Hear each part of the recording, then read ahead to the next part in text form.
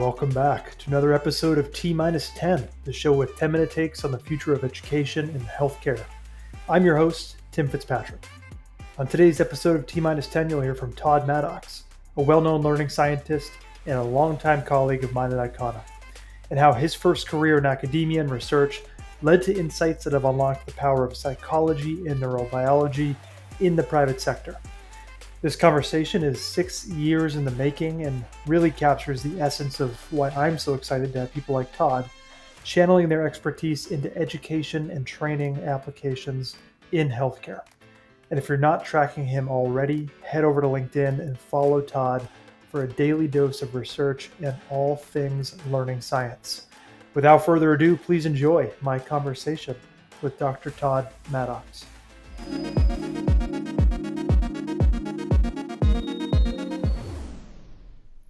Todd, I am thrilled to have you on the show. It's been a very long time coming. Welcome to the show. Thank you for coming on. Hey, I'm really glad to be here. And yeah, it has been a bit of a long time coming. So great to be here. Great to chat, Jim.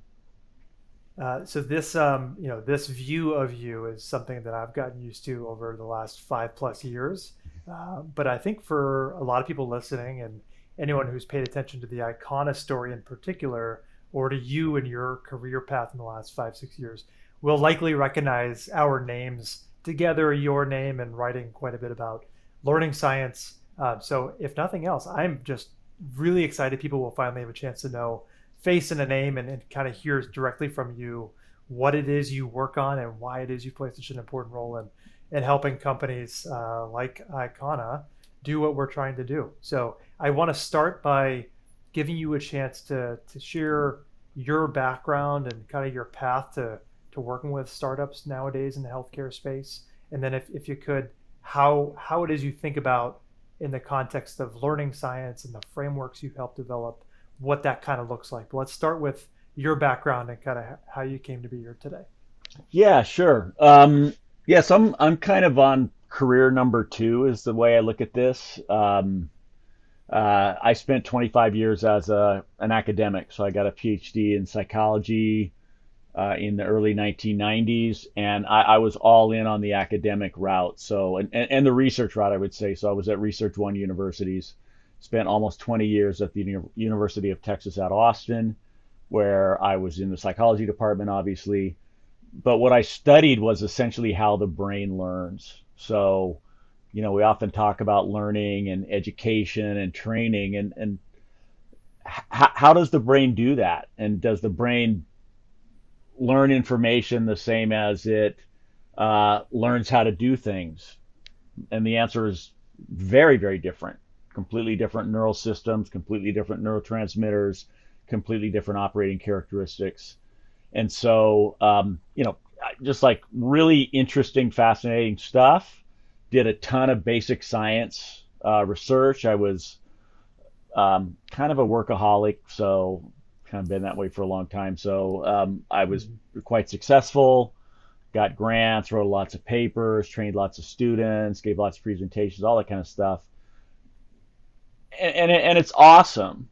The thing about academics is, there's 50 to 100 people who know what you do, and they either like what you do or don't like what you do, but you don't, unless you're an applied scientist, which I was only sort of dabbling in toward the end, you don't get to see sort of the fruits of that labor. And that's what the last, it's almost 7 years now since I left academics. That's what this ride has been about. And it's quite a ride. Hold on, lots of seatbelts, but really amazing. And that is translating all this amazing science that we've done in the laboratories and trying to apply it in the private sector. And that's what's been really fun. Yeah, I think I appreciate you sharing, Todd. I think one of the, I've had the benefit of kind of slowly meeting by meeting and session by session, kind of learning from you directly. And I'd love to have you kind of articulate how you did make that shift. And I'm sure it wasn't easy. It wasn't obvious right away. And You yourself have said many times, even your work, which is decades of research, is on the shoulders of research that's been around for a century and a half. Um, could you talk about one example, which is the framework that you have kind of adapted into the application that is currently being used at Icona, and certainly where you what you've come to learn as a way to make what you've done digestible for products, for people, for consumers, and obviously for the stakeholders that many people here care about that are healthcare stakeholders, whether it's the provider, the clinician, or the patient. So could you talk about that transfer of knowledge into the framework? Yeah, yeah. First thing is I was really completely and totally naive um, about sort of what was being done in the private sector. I knew that I wanted to be in healthcare for a number of sort of personal reasons. Um, yeah, it's happening again. Um, I knew I wanted to be in healthcare, and I started to see what was out there in learning, in education, and in training in the private sector, and there were a lot of toys, like tools in the toolbox. A lot of digital technologies and software and all this stuff, but it none of it leveraged over 100 years of research. It was just, here's a cool thing you could use in this setting because I think it's cool. Like, that's not good science. That's not going to get us anywhere. That's not innovative, and it's not going to help us solve problems. Um, and so, I looked at this stuff pretty carefully, and I was kind of bummed about that, to be honest, initially. But I was really excited about the digital technologies. So cool learning management systems, things like virtual reality, things like augmented reality that were being used in clever ways. But I kind of had this aha moment at one point because I realized in looking at these technologies that these different technologies engage different parts of the brain. So, for example, when you put a virtual reality headset on and you're dropped into some new environment, man, your brain is like massively active, and it's poised for behavior change. Well, behavior change is a huge lift in healthcare.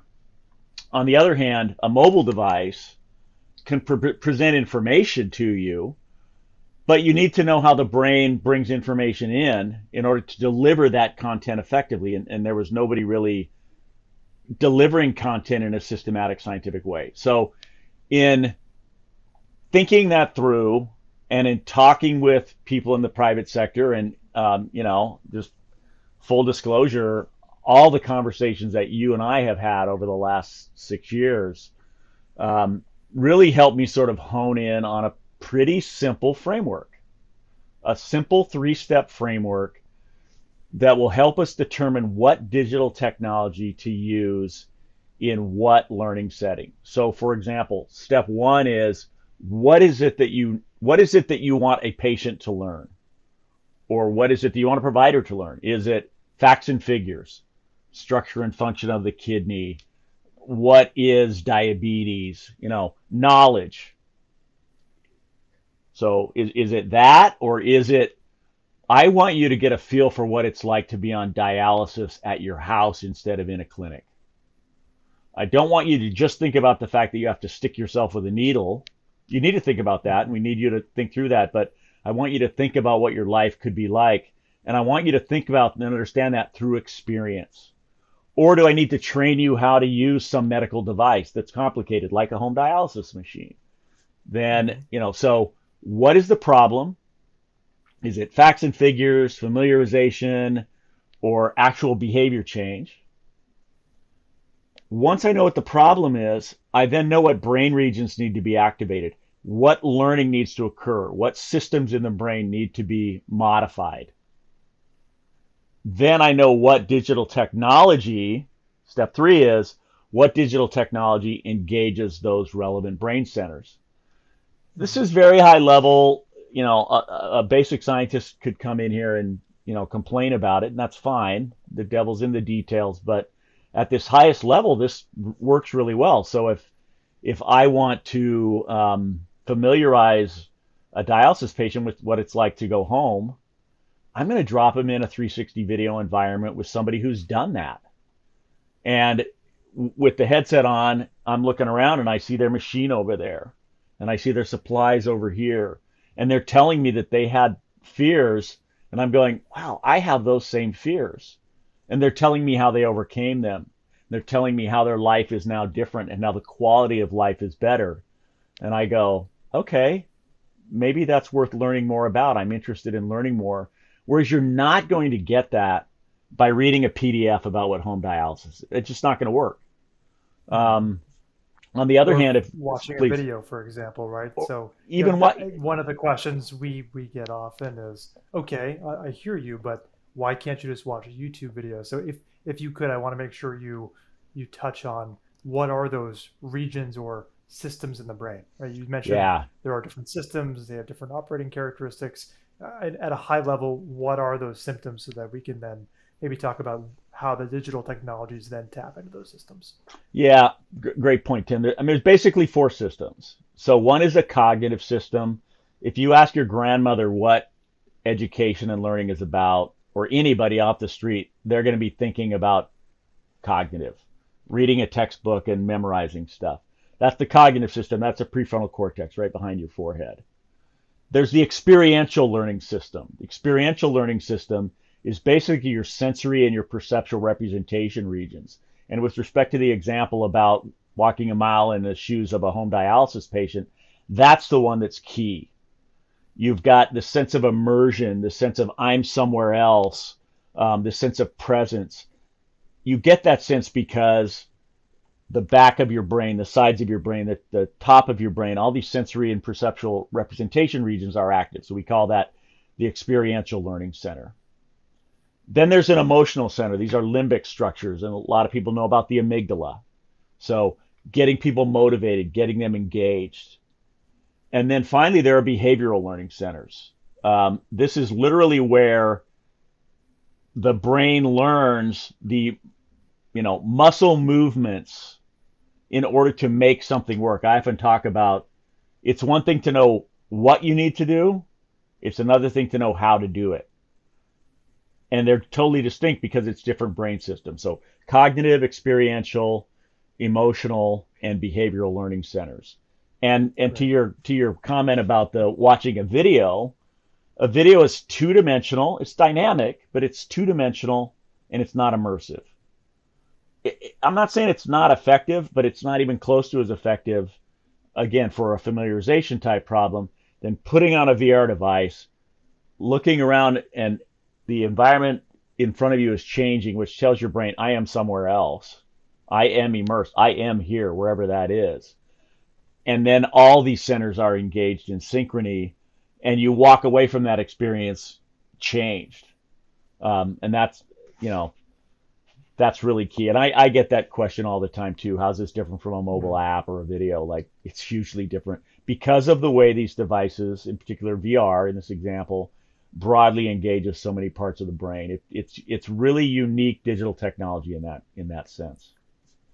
Absolutely. And so I didn't mean to cut you off, but I No, want to make sure that we get to the third step in the framework. And you hinted at it before, but the selection of the delivery method or the platform through which you are delivering this information, right? Because it's content is kind of the what, and the delivery mechanism is the how. And then there's also the region that's associated with that learning task and how we deliver it. So if you could kind of wrap up at the beginning, you mentioned there's AR that's exciting, and those applications certainly seem like they have a lot of promise. But how can someone who's now at step two thinking about, okay, I think what it is I want my patients to feel that might impact their decision, or me as a brand new frontline clinician, how should I be thinking about consuming information given my choice of platform if I do have a choice? yeah, I mean, okay, so what the three-step process does is helps you determine what's the ideal platform.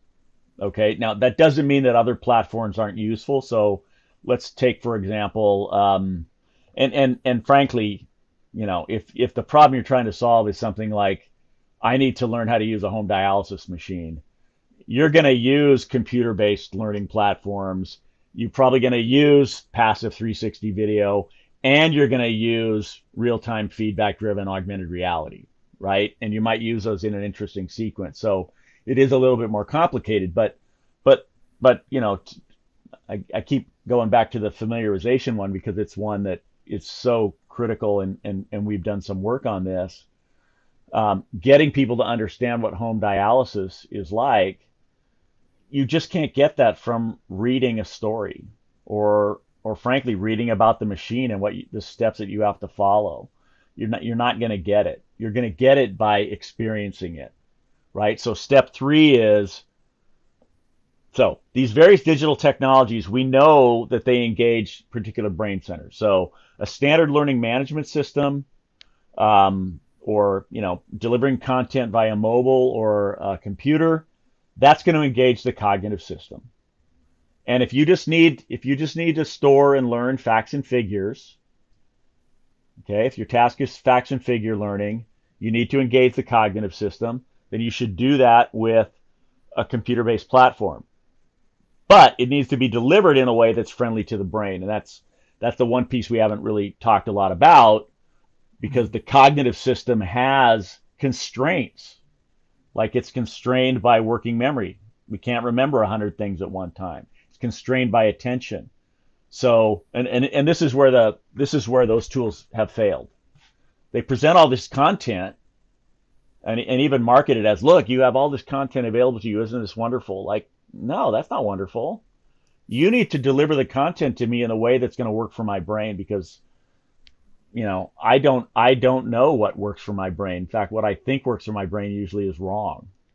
So you need to deliver that content in a particular way, and we use something called spaced micro learning. So putting things in little chunks of information, learning spaced over time, where you test people to make sure they're learning and retaining critically, and then retrain on things that people forget. So that's one example of the 3 steps. Let's say I need to learn how to use a home dialysis machine. I need to learn how to use it on my own. That's going to require cognitive learning. It's going to require emotional learning. It's going to require behavioral learning. And those should happen through experience. So I need all those centers engaged.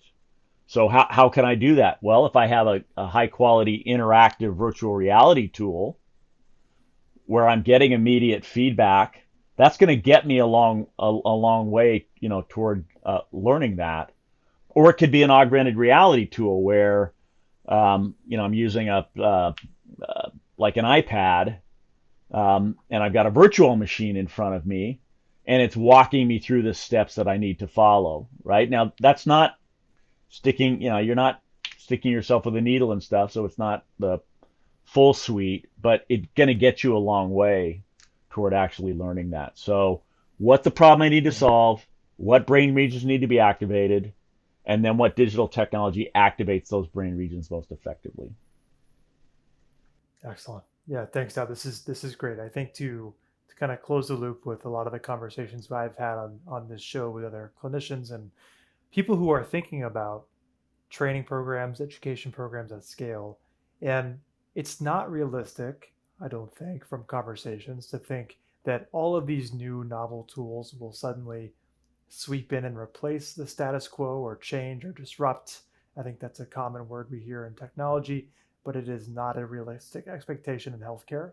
I think a lot of the existing training frameworks of in person and 20-week programs to help patients get up to speed and with lots of coaching and one-on-one FaceTime, those aren't going to go away. Those are important. Those absolutely are vital in building that confidence in the training skills to allow patients to successfully pursue certain treatment paths.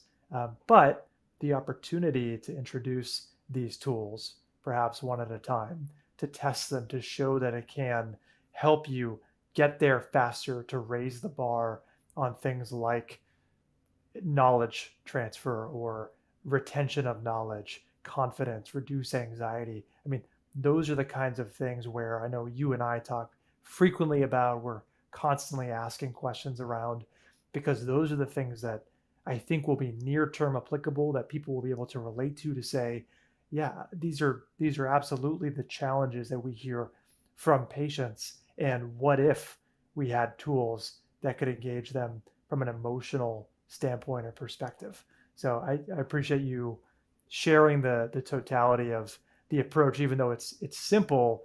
It, like you said, that it's in the details. There's so much flexibility built into the framework, and I think even one of those paths or one use case example navigating its way through the framework could be useful and impactful for anyone listening who is in any clinic setting we can imagine, certainly, that we've talked to. So I appreciate you coming on and sharing. Thank you for coming on T minus 10.